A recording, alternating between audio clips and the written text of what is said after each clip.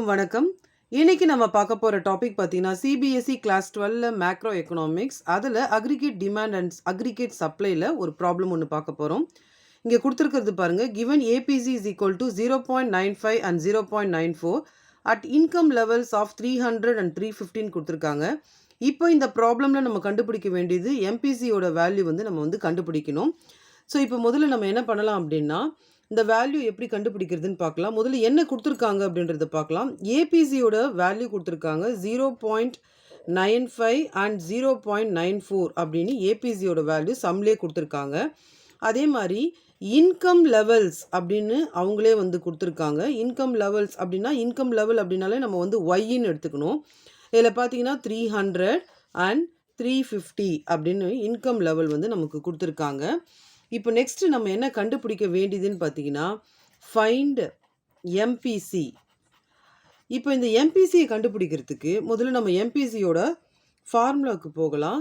இப்போ MPC is equal to del C by del Y அப்படின்ற formula வந்து நம்ம எடுத்துக்கலாம். இப்போ இதில் பார்த்தீங்கன்னா, இதுலேயும் வந்து டெல் ஒய் இப்போ நம்ம கண்டுபிடிக்கணும். எப்படி கண்டுபிடிக்கிறது அப்படின்னு பார்த்தீங்கன்னா, ஃப்ரம் ஒய்லேருந்து நம்ம என்ன பண்ணணும்னா, வி கெட் டெல் ஒய். ஒய்லேருந்து நம்ம டெல் ஒய் கண்டுபிடிச்சிக்கலாம். அப்போ இது ஓகே. அப்போ டெல் சி எப்படி கண்டுபிடிக்கிறதுனா, இப்போ இந்த டெல் சியை நீங்கள் கண்டுபிடிக்கணும் அப்படின்னா, முதல்ல ஃபஸ்ட்டு நம்ம என்ன ஃபைண்ட் பண்ணணும்னா, சியை ஃபைண்ட் பண்ணணும். ஸோ சியை ஃபைண்ட் பண்ணால் தான் அதை வச்சு நம்ம என்ன பண்ண முடியும், டெல் சியை கண்டுபிடிக்க முடியும். இப்போ சிஏ எப்படி ஃபைண்ட் பண்ணுறது அப்படின்னு பார்த்தீங்கன்னா, நமக்கு என்ன கொடுத்துருக்காங்க, சம்மில் என்ன கொடுத்துருக்காங்கன்னு பார்த்தீங்கன்னா, ஏபிசியும் ஒய்யும் சம்மில் கொடுத்துருக்காங்க. இப்போ இதில் வந்து நம்ம ஒரு ஃபார்முலா அப்ளை பண்ணலாம். APC is equal to C by Y அப்படின்ற ஃபார்முலா அப்ளை பண்ணலாம். இப்போ இதில் நம்ம கண்டுபிடிக்க வேண்டியது சி. அதனால் நம்ம என்ன பண்ணலாம், இந்த சி மட்டும் இங்கே வச்சுக்கலாம். இங்கே டிவைடில் இருக்கிறது இந்த பக்கம் மல்டிப்ளைல கொண்டு போகலாம். அப்போ APC into Y is equal to C. இப்போ எப்பவுமே இந்த வேரியபிள்ஸ் இருக்கிறத நம்ம இந்த பக்கம் வச்சுப்போம் இல்லைங்களா. So C is equal to APC into Y அப்படின்ற ஃபார்முலாவை நம்ம கன்ஸ்ட்ரக்ட் பண்ணிவிட்டு, இப்போது சி வேல்யூ நம்ம கண்டுபிடிச்சிட்டோம்னா ஆட்டோமேட்டிக்காக நம்ம என்ன பண்ணலாம், இதை வச்சு டெல் சி வேல்யூவை வந்து நம்ம கன்ஸ்ட்ரக்ட் பண்ணலாம். இப்போ நம்ம ஒரு டேப்லர் காலம் ஒன்று கன்ஸ்ட்ரக்ட் பண்ணலாம். இப்போ ஒரு டேப்லர் காலம் கன்ஸ்ட்ரக்ட் பண்ணியிருக்கோம். இதில் ஒய் வேல்யூ அப்படின்றது நமக்கு கொடுத்துருக்குற இன்கம் என்ன வேல்யூ கொடுத்துருந்தாங்கன்னு பார்த்தீங்கன்னா 300, அதுக்கப்புறம் கொடுத்த வேல்யூ வந்து 350 அப்படின்னு கொடுத்துருந்தாங்க. இப்போ டெல் ஒய் எப்படி கண்டுபிடிக்கிறதுனா, இதனுடைய டிஃப்ரென்ஸை வந்து இன்க்ரீஸ் லெவலில் நம்ம வந்து கண்டுபிடிப்போம்.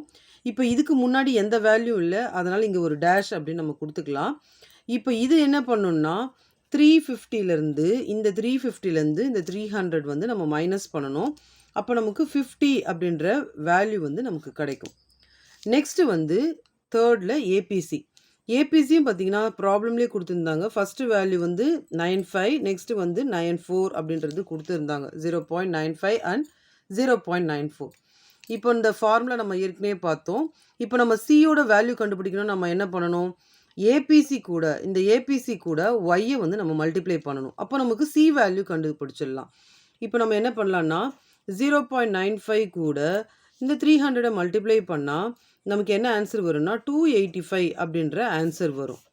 அதே மாதிரி இந்த 0.94 நம்ம இந்த 350 கூட மல்டிப்ளை பண்ணால் நமக்கு வந்து 329 அப்படின்ற வேல்யூ நமக்கு கிடைக்கும். இப்போ நமக்கு சி வேல்யூ கண்டுபிடிச்சாச்சு. ஸோ இதுவும் வந்து நமக்கு சி வேல்யூ.